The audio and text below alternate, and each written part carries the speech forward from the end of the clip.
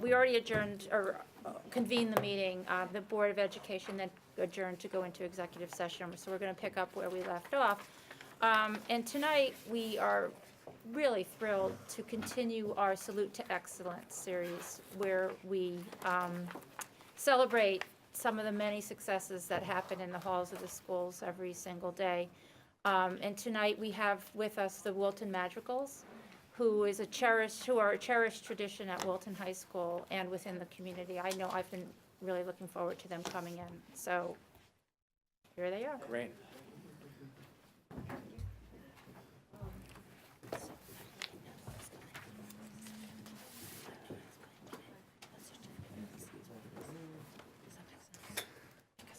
So can I explain to you why you're here? Do you know why you're here?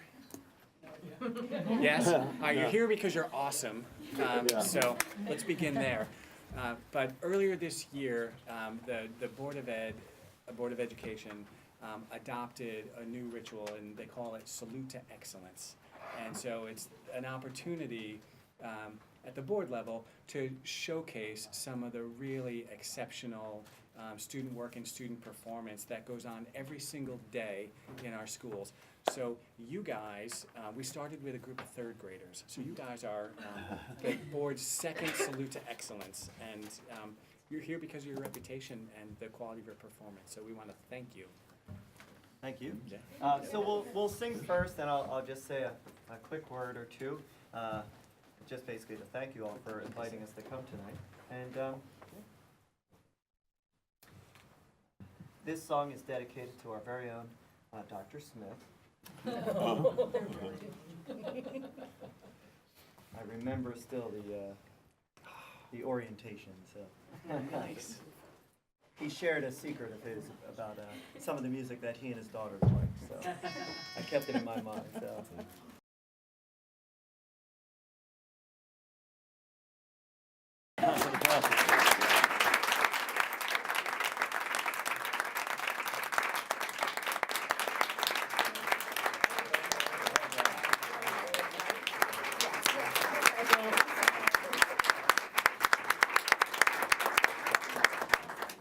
If it's okay with you, we'd like to sing maybe one more.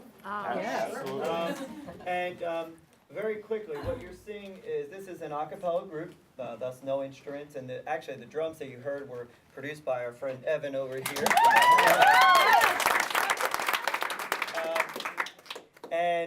Basically, this is sort of, we are representing the entire music department.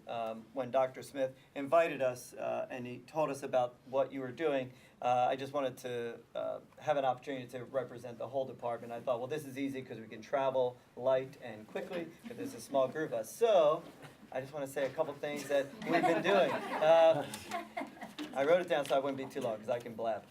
First, Nick Loafman, our IL, wanted to share that currently over 25% of our student body at Wilton High School is in a performing ensemble and in the music department, so we're very excited about that. And this year we had, that's over 300 students if you're doing the math. And then this year we had a number of students auditioned for the region and state level choirs, and we had 16 people make the region level and another 5 make the state. Many of them were our singers, so that was awesome. We had a great end of the year 2018 doing collaborative works with our colleagues. So if you came to our holiday concert in December, you saw the jazz band, you saw the orchestras and the choirs all performing together. I consider myself very lucky to be working with both Nick and Malcolm and everybody else, Troy and everybody. It's really a great department. So anytime we have a chance to get together and do things together, it's really exciting. And this group in particular, along with some members of the orchestra and band, performed at the Lockwood Mansion. They do a big holiday open house, and they wanted to reach out to a performing group. And this was the first group to be invited to perform there. So that was kind of cool that Norwalk was reaching out to Wilton. Our reputation precedes ourselves, so that's kind of cool. A special thank you to Dr. Smith. He nominated us for the Sounds of the Season News Channel 12. It's this big competition they were running, and these guys got over 6,000 votes, and they were one of the winners of that. So it's pretty awesome. They did this big thing, and anyway. And it was cool. And we messed up the Wi-Fi, I think, because you're only allowed to vote once per Wi-Fi thing, and people kept trying to vote a second time. They were freaking out. But it was kind of cool. And so they came, News Channel 12 came, and they filmed the kids, so they were on TV. So it was kind of nice. Yeah, it was very cool. And again, many of these folks you see here. Oh yeah, we also do collaborative works with our 8th graders. They always perform with us at least once a year. That's also a pretty cool thing to get to see them. And for me, working with Janet Nobles and Susan Kelly is always a blast. And we have some exciting things that the kids are doing within the community. One of the things, we have a number of our students at the high school level work with the Children's Theater workshop in town. And so kids like Eleanor Windrow and Katie, and they do all this work with them, which is so awesome.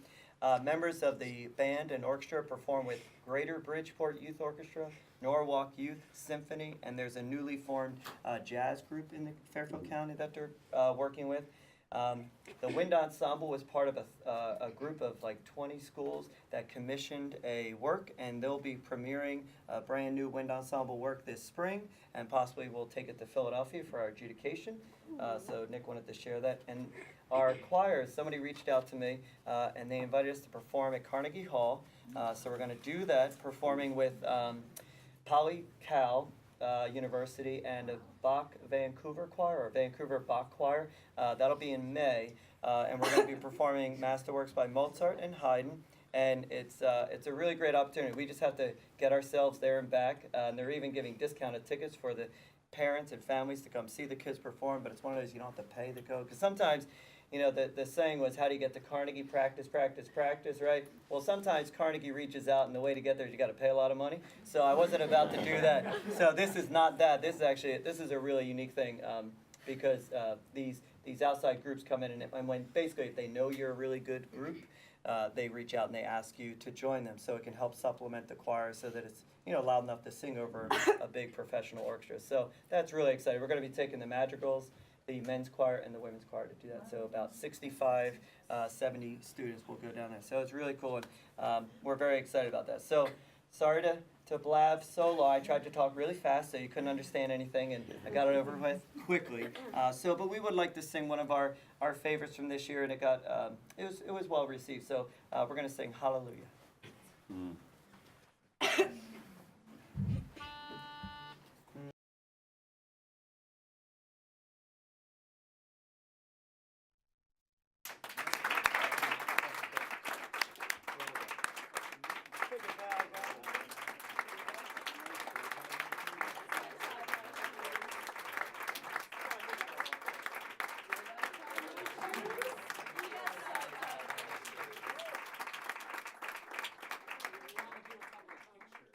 Oh, absolutely. Oh, that's very nice. Do we want to come maybe a picture here under the Wilton Public School? Guys, can you do 2 rows over there?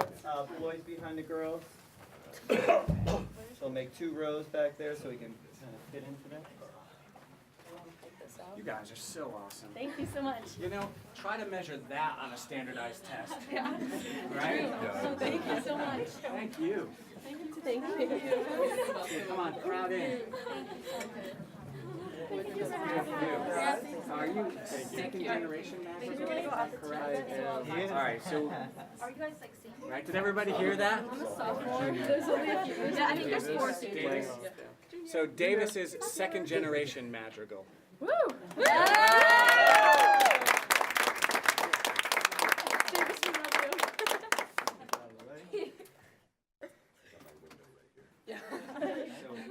We just want to say thank you. We're going to pop you right in the middle here. We'll give that to you, hold on to, and we'll just we'll thank take you. a couple of pictures here. I can hold over the far face. side. Right. You guys are So where should we look? Over here?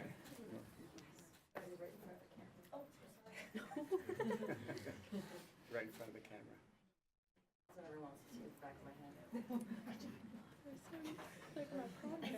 It's like the paparazzi. Oh, get used to it. Listen, thanks again. Yeah, Thanks thank for you coming out. guys. Thank you. Thank you very much. How about we just cancel our agenda? I know. Right? We have a couple of votes to take, but Thank you, guys. Thank you, President. Thanks again. Thank you. Is it inappropriate to out myself as a Swiftie? Our pleasure. Okay. My pleasure. All right. So is Davis. Davis. Suitably, I know. Allison, 83, way to be. We were in the same high school class. We had a 3. Her mom? I like it. His mom, yeah. Wow, so they have a multi-talented house. Yeah. They do. We have a zero talent. No, we have like no talent, no second generation, Opposite anything of in our family. talent. So top that, Yeah. right? How? God. Yeah. We had to approve, we approved the agenda, but we didn't approve the consent agenda. At this point, is there anyone from the public who'd like to come and sing for us or offer or offer a comment? You have to sing if you're gonna. It's a Taylor Swift song. Seeing no one, there'll be a, yeah, Glenn. There'll be a chance at the end of the meeting. Has everyone had a chance to review the consent agenda? Yes, Is there a motion to approve? so moved. Is there a second? All in favor? Aye. Any opposed? Okay. Oh, okay, now I see what we did. All right, chairman's report. I do have a chairman's report. Residents might have heard that the state legislature is back in session. And that yesterday Governor Lamont presented his budget proposal. Normally, these two developments would barely raise an eyebrow here in Wilton, but things are different this year. For one thing, as we've been discussing, we've seen unprecedented proposals to force consolidation among school districts. One of those proposals would effectively dismantle the Wilton Public Schools as we know them. Yesterday, rumors became reality when Governor Lamont proposed shifting a significant chunk of teacher pension costs back to the towns and cities. This is an unfamiliar concept for many people, for many residents, but from our perspective, it amounts to a dereliction of state responsibility and puts Connecticut towns at risk of owing millions of dollars in costs that rightfully belong to the state. The governor has also proposed reductions to certain towns' share of the state education cost-sharing fund, which is the pot of money divided among towns and cities each year. Wilton residents are well aware that our share of ECS funds have been steadily declining in recent years, and this year we are again at risk of a reduction, if not an elimination. And all of this is happening as we are in the midst of our budget cycle. Tonight, in fact, our board will vote on the 2019-2020 school operating budget. The proposed budget calls for a minimal increase that actually is the lowest rate of increase of all surrounding towns. It's as if Dr. Smith and the administration knew what Hartford had in store when they put the budget together. We will vote on this budget tonight, and we will continue to work closely with our state elected officials, with the Board of Finance, and with the first select woman to monitor events. The state legislature is at the very beginning of their budget process, so we'll see many ups and downs before the final budget is eventually approved. We'll pay close attention and actively defend our schools, but I have to say, I liked it better when Wilton wasn't the focus of so much legislative attention. Thank you. Great, thank you. I have just a few items. First, I want to congratulate our two 2019 National Merit finalists, Alex Lee and Sylvia Zhou. We also want to congratulate our high school artists who collectively earned 9 medals at the recent Scholastic Art Show. So, as always, Wilton tops out. Not all of the legislative news over the last week was bad as it pertains to Wilton. I had the opportunity a week ago to join members of the Wilton Free Play Task Force, along with Boston College professor Peter Gray, who is an expert on play, and Let Grow founder Lenore Skenazy, in offering testimony to the state legislature's Committee on Children in support of Senate Bill 806, an act prohibiting a finding of neglect in certain circumstances. This piece of legislation is Wilton initiated and was introduced by Representative Tom O'Day and Senator Will Haskell Both of them, as well as Representative Gail Lavielle, spoke in support of a law intended to slightly narrow the statutory definition of neglect in order to help parents who wish to provide their children more independence by doing things like walking to and from school, avoid inappropriate and unnecessary scrutiny from law enforcement or DCF. It's important because across the country, we hear more and more stories of well-intentioned parents who are trying to promote appropriate independence within their children, get arrested and charged with charges like neglect. So during my own testimony, I shared the story of an Illinois mom who sent her 3 children to a park adjacent to her home, and despite the fact that she was checking in on them every 10 minutes, was referred to authorities by a neighbor and then cited with a neglect charge. And only after 2 years of fighting that finding did a state appellate court finally overturn the ruling. So the testimony, the bill was very well received by the committee. It was, I think, a proud Wilton moment, and in partnership with the Wilton Youth Council, there's a very strong, active group here who really is committed to serving children, serving families in the right way.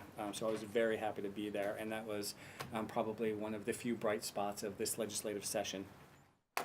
As you just heard from Chris, the legislature is contending with a number of significant issues. Today, I submitted written testimony in opposition to House Bill 7110, an act concerning the enhancement of classroom safety.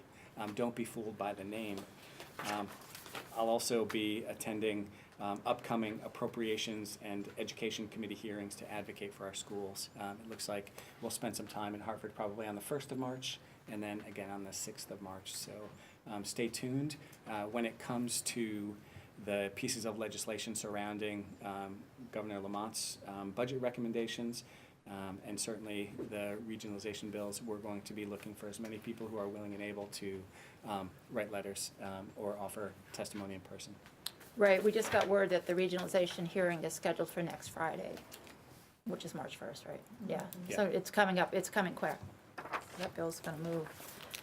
Committee reports. Gretchen, was there a policy committee meeting this There week? was a policy committee meeting on Tuesday, How was it? so it was great. We reviewed a couple of things. We had the suspension, I have them on my Yep, notes. suspension, expulsion, and Thank you. removal from class. As well as the nutrition one, which we are going to look at pretty shortly. And we are still discussing religion in our schools. So I think that's a long, ongoing process on how we're going to put that together. Okay, thank you. Teaching and learning? No. Business ops? Nothing. Okay. Review and discuss. Speaking of, policy 6142, nutrition and wellness. So this is a policy that has been in front of the board before. I think most recently, maybe about a year ago, the board adopted a revised policy. Since then, the Nutrition and Wellness Committee met. They came back with some proposals really to ensure that the policy is remains aligned with state law and USDA compliance.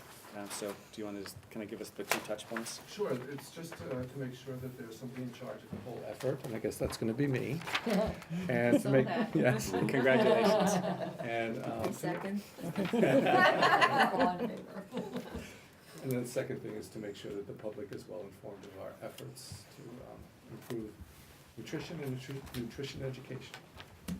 So you have the red line version, so it's on for review and discuss, and then at the March 7th meeting, we'll have it up for discuss and approve. You know we have the founding mother of the nutrition committee here with us this evening. I think it is, All those years ago, Debbie but I Moon. love the designation. So won't revert to a board member. Chuck, I have to say, I am, I guess, a lifelong member of the nutrition committee.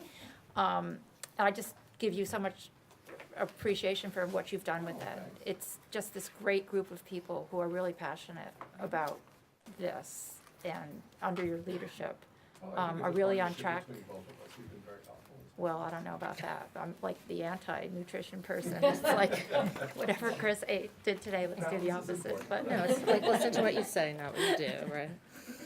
but, Thank you. I mean, this is like a technical change tonight, but under your leadership, you're keeping us on track and stuff, and I find it a very interesting, committee to be on. Thank you. Any other comments, discussion? No. Okay, then we'll, see it again in 2 weeks.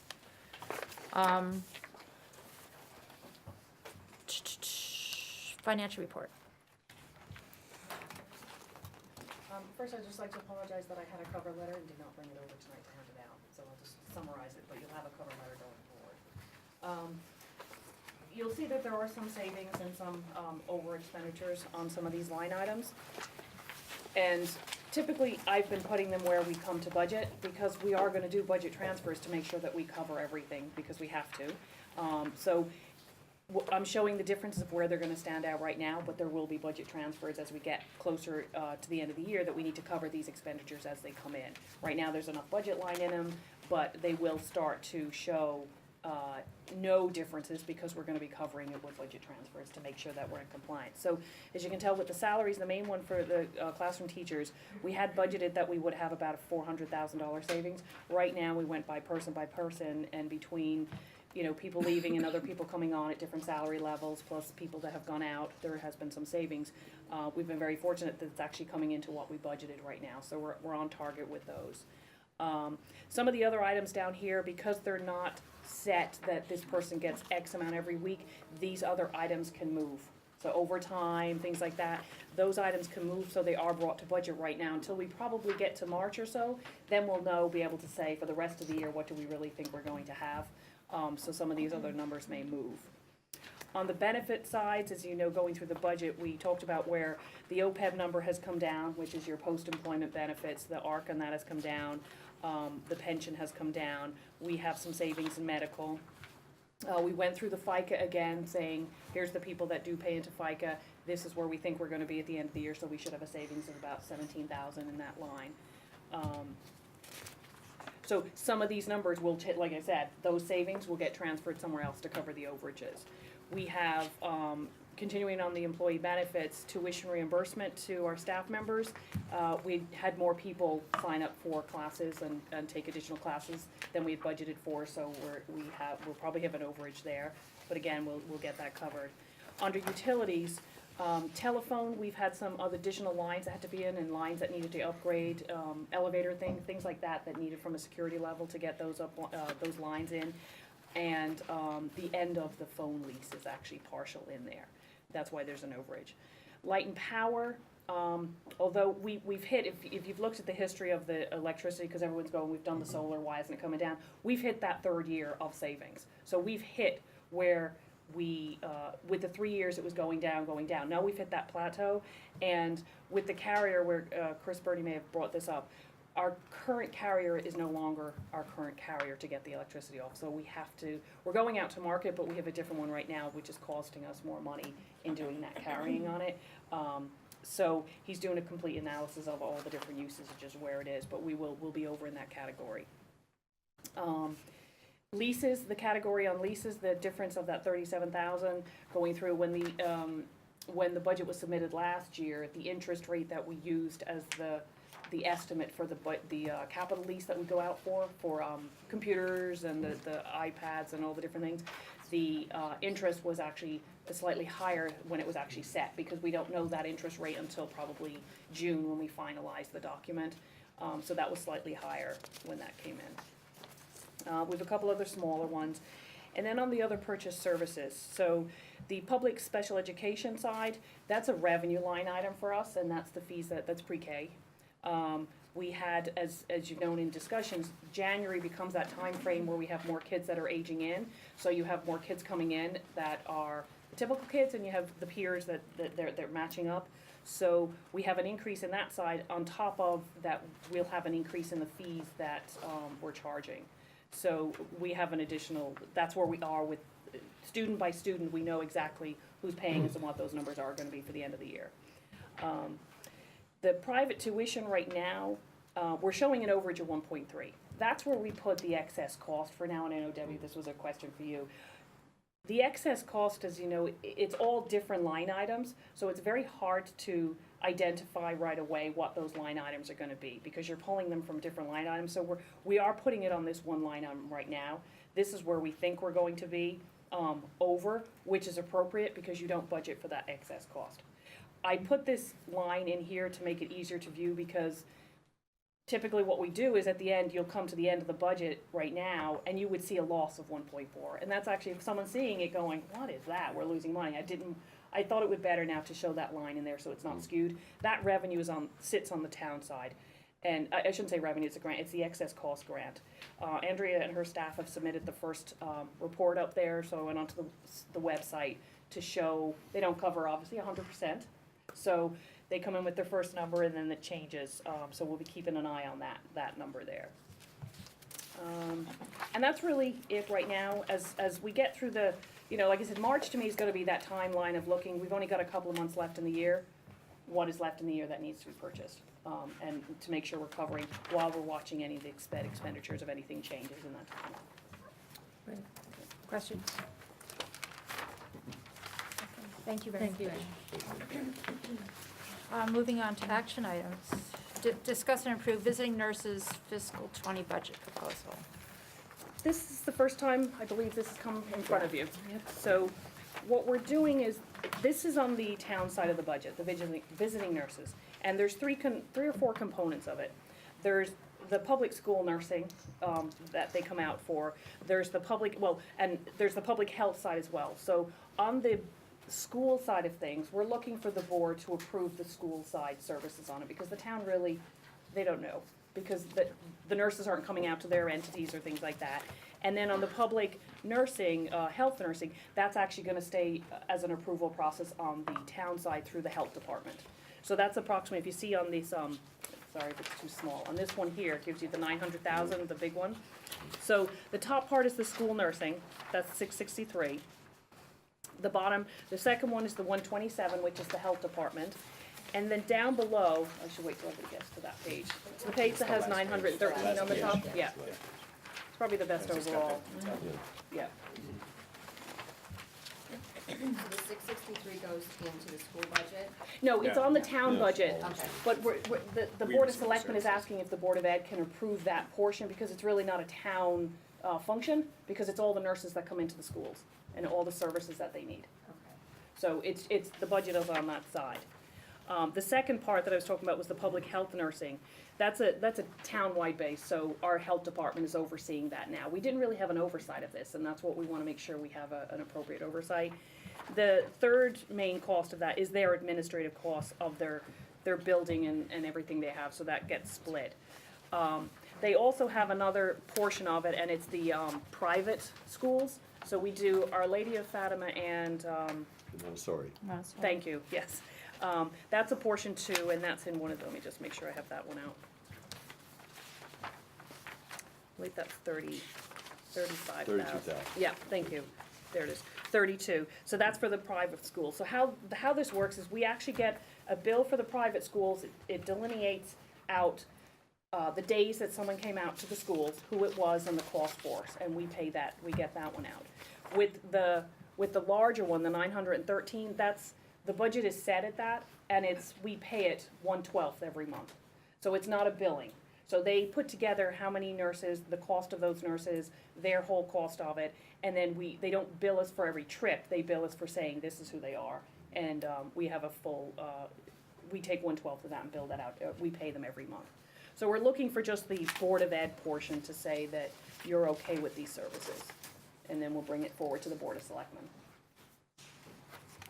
Yes, and we are. Well, Yeah. Well, that's, yeah. I recommend a motion Yeah. to approve that. We have excellent nursing. Yes, it is, from talking to the lady that runs the program, yeah. Yeah, that's great. Well, I And mean, the principals are all in agreement, because it really affects you guys more than, Okay, is there, you second? who made the motion? I don't think Kevin Oh. can make a I motion. can't make a motion. All I'm right, you made recommending the a motion. motion. I you move, second? Okay. and I'll second. Is there any more discussion? All in Thank you. favor? Aye. Aye. Thank Any you, Anne. opposed? Great, thank you, Ann. Discuss and approve Wilton High School Alternative School Program. We've had a lot of discussion, a lot of presentations, a lot of parent input on this. Does anyone have any further comments, or is there a motion? Is there a motion to approve? I make a motion to approve. Is there a second? I'll second. Is there any further comment or questions or anything anyone would like to? I just want to thank Andrea and the great team that has been working on this and pushing for this all this time, and we all, I think, appreciate all the work that you're doing and what you're going to be doing for our kids going forward, so just want to say that.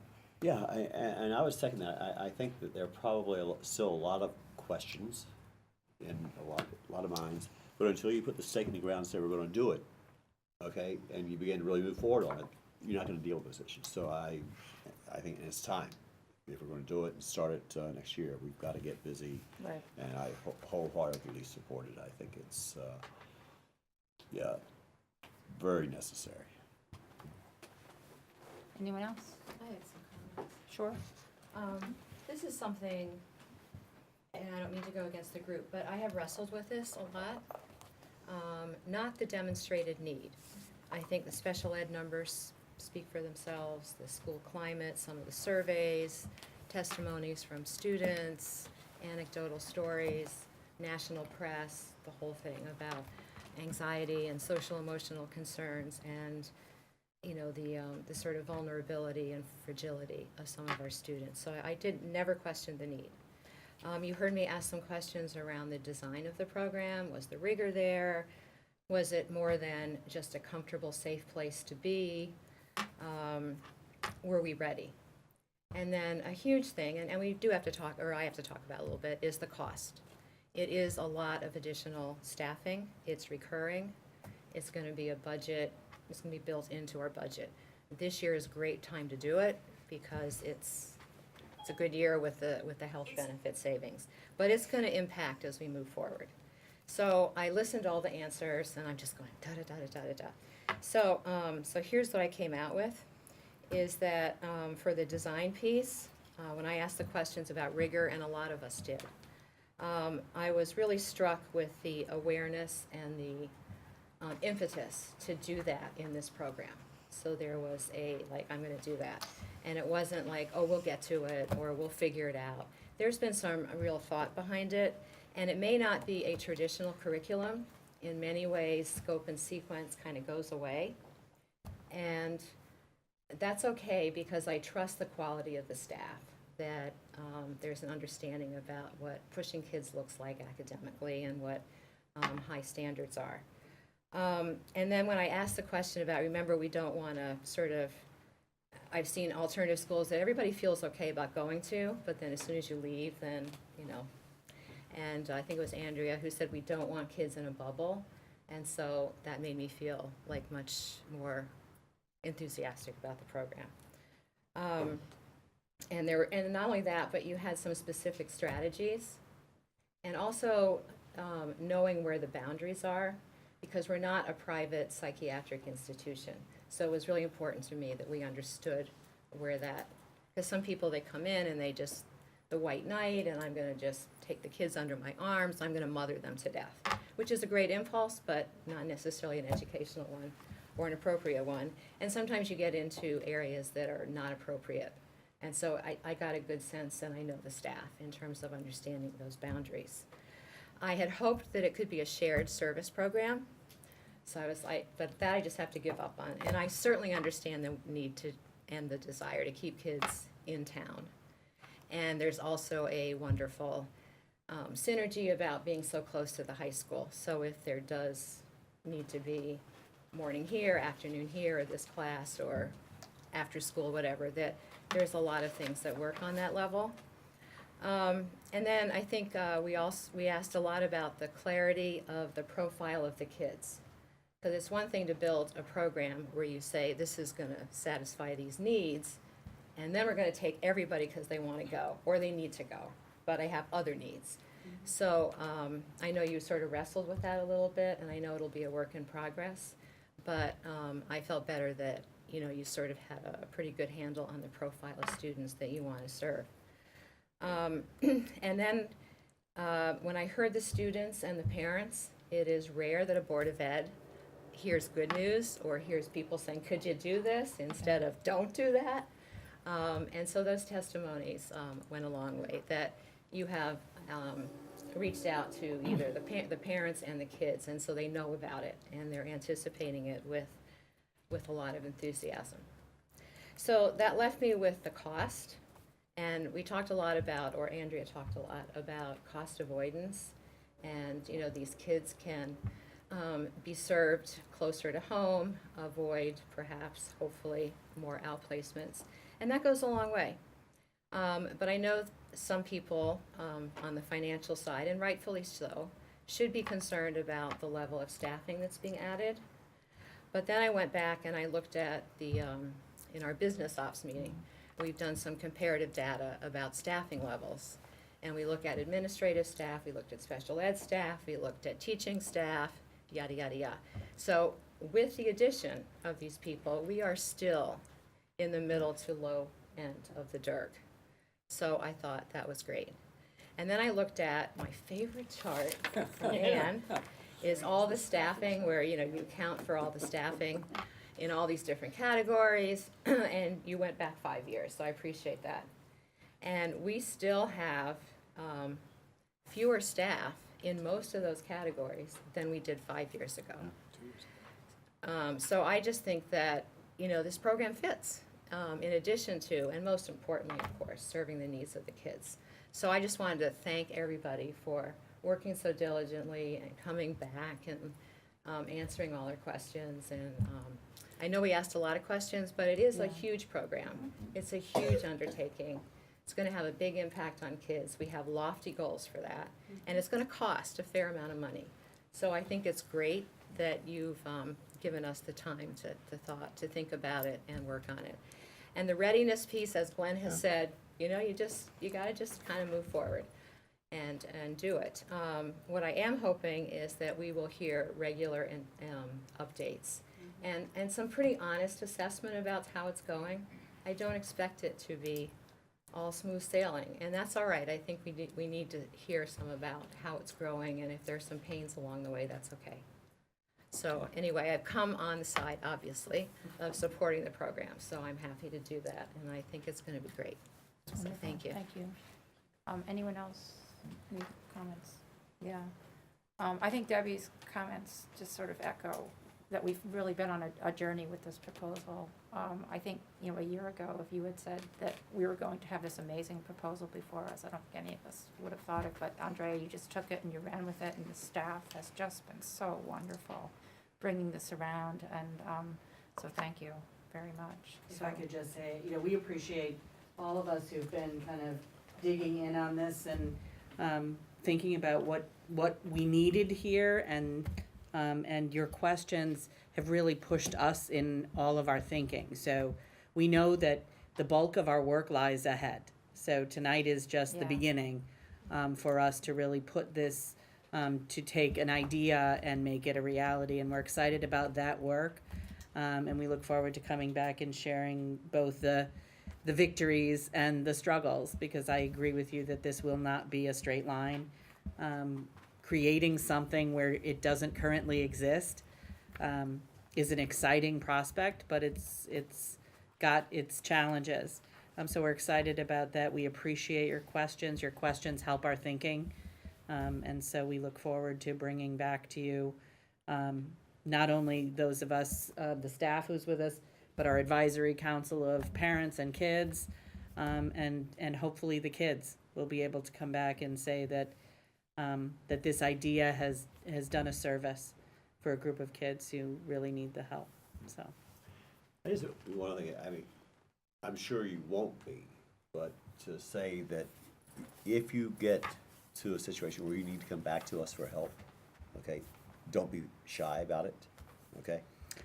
I'm not shy. I didn't think so, okay? But I appreciate that, and, Please, and I mean, certainly don't, you know, think would you're, do now that. that we've said, now I think we will say, okay, and approve this, don't think now it's all in your lap, because it is a joint decision, and we're here to help you, and Stay in touch. guide and do whatever we can to help make this We a reality. appreciate your support. Okay. Thank you. Okay. All in favor? All right. Aye. Any opposed? It's approved. Great. And thank you to the team. Wonderful. Really, they have been instrumental. Yeah, parent letters and testimony has, like Debbie was saying, up in, like, I think we got a letter an hour before this meeting started, and it was just yet one other, heartfelt letter. So it really was very persuasive. So thank you very much to everyone who came out for all of these meetings and I'll be your setting up a support. meeting tomorrow. Well, we've got a lot of work to do. We got work to do. Got work to do. Now we have to fund it. Discuss and approve the superintendent's proposed budget for 2019-2020. Again, we are in the final stages of this. How about final comments, thoughts before we, is there a motion to approve? I move that we approve the superintendent's budget. Is there a second? Second. Okay, how about comments, thoughts? Glenn, you want to go first? Sure. First, I'd like to thank our principals for the work they did in this process and getting us to what I think is a more than acceptable budget proposal. I know it's always tough for you guys because you're there on the front lines and you need this, you want this, you'd like to have this and that and the other. But you've delivered to us with help, I think, a more than acceptable budget. And I thank all of you for recognizing the realities of today's fiscal environment and coming forward with something that makes a whole lot of sense. And it's not a lot of pie in the sky. It's going to be a challenge for you, I'm sure, but I appreciate greatly the work that you guys did in getting us to this point. So. Great. Laura? I just was gonna go to the principals too, and what I really appreciated at all our budget workshops was when Glenn would say, well, what would you do if you had more money? And they're like, we could think of things, but we really just want to focus on what we're doing and keep going. And I think that takes a lot of strength and courage to do that and say, we're gonna just finish what we have going, which from what we see and hear are all good things, and we're going in the right direction. So I really appreciate your willingness to stay focused, something I'm not able to do ever, so. Debbie? I just echo what everybody has said in terms of the hard work that has gone into this. I also commend the superintendent for, even though the guidance was 1.65, of not saying, well, let's just make sure it's 1.65, because I think I said earlier, sometimes we have to go over that. So when you don't need to go over that, I think that's a real honest, transparent, and hopefully trust building with the community. I think the community should feel really good about this budget. First of all, it does no harm. Our class sizes remain where we want them to be, et cetera. All our current initiatives and programming and PD that needs to get supported and move forward, that's also being done. We also added a wonderful, needed, new additional program. So I think to accomplish all that for 1.35% is great for the school system. It's great for the community as well. So I'm hoping moving forward that people will get excited and positive and remember to vote about the budget. And I do think, moving forward, we're going to have a few challenges. Next year we've got some of the state budget changes. If we stick with our capital plan, we are going to see a significant need next year on some improvements. So we just, I know it's in good hands, so we'll always keep our needs balanced. But this year, to get this much done for as little as the increase is, I think is great, and we should celebrate the few bright spots that can happen in budget years. Great. They're not always this rosy, so I think this is a good year. Gretchen? Well, I also echo it all.